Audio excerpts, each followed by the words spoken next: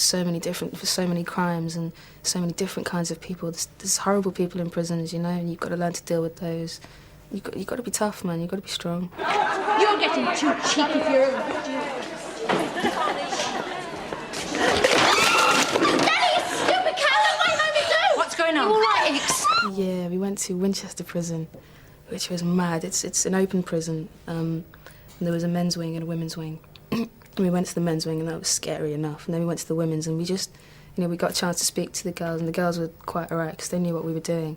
We were going to do this series. They were quite up for talking to us about it, and they were quite open, which was surprising. I thought they'd be a bit kind of, you know, not telling you anything, but they were really nice. And you got to see, you know, the cliquey groups and stuff, and their own little rooms and what they do with them and how they try and make it home, and they really try and settle because you don't have a choice. Do you know what I mean? You've got to try and do the best with what you've got, really. So it was good. It was good to see it. You've got to get me back on enhanced, fast. I think they're out to use each other. Shell's definitely out for what she can get, which would be her enhanced status and her other little things, her, you know, her job and getting away with wearing more jewellery than other people, and, you know, things that he'll turn a blind eye to, and that she can do.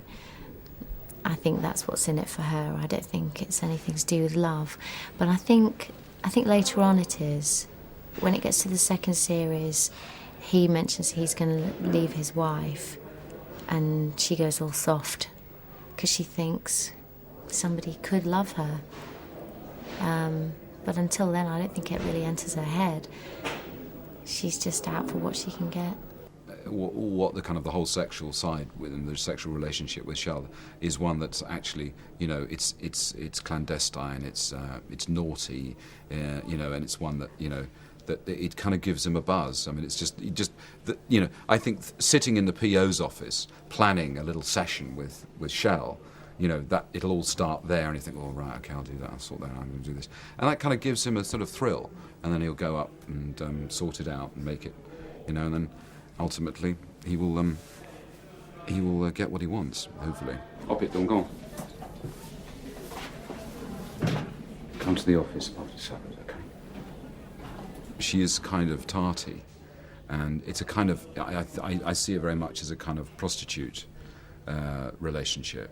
It's one where he kind of sees her as someone who's basically there to be used. She's just there to be used, and kind of, I mean, I don't think he sees it as abusing her, because she is saying to him, I need this. And so he's got something to offer.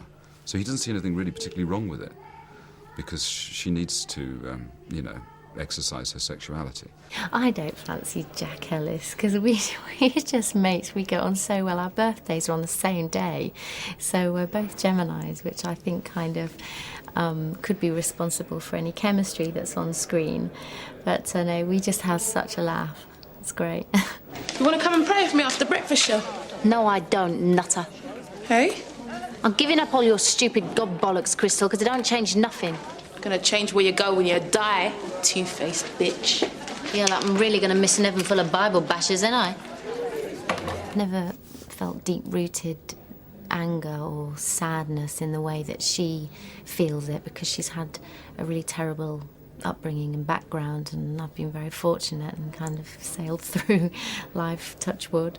But yeah, she's just very different. So I use my imagination an awful lot, and everything that I've taken from books, other dramas, other TV, things like Jerry Springer, they're just great places to get your research, you know, just switch on the TV and see all these, you know, trailer park people on there, and you think, wow, you've had so many problems and it's made you such a complex character.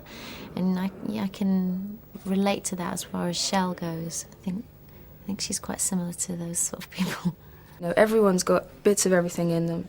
Some people don't explore it, you know, but as an actress I get a chance to do that. So yeah, there is quite a few bits of Denny in me, I think. The playfulness and, you know, sometimes their little naiveties and stuff.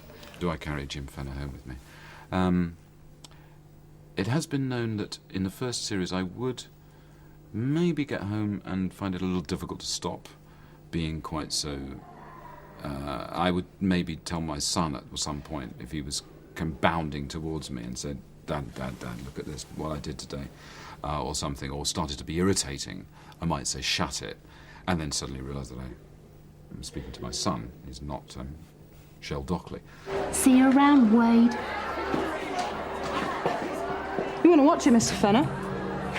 One of these days, that one will bite it off.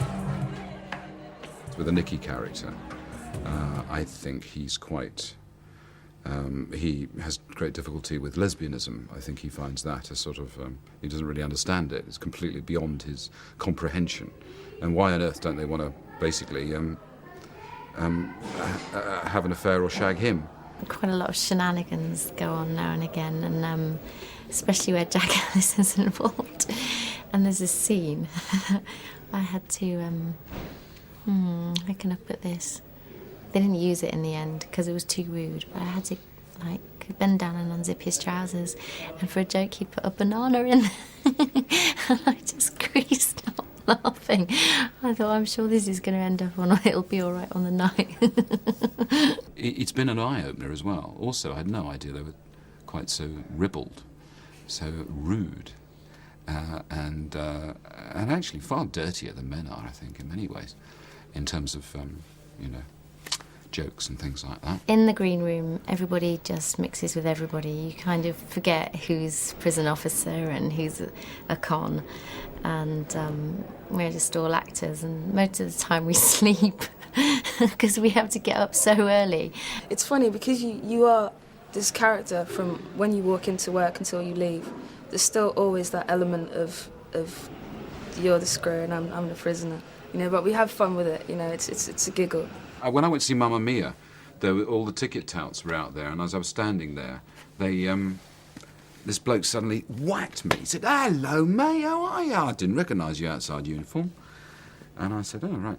And he said, I tell you, I could give you a few tips on what it's like to be on the inside, blah, blah, blah. But there was what I was quite pleased about was that he didn't say, "Oh, you got it all wrong, mate." And that was a con.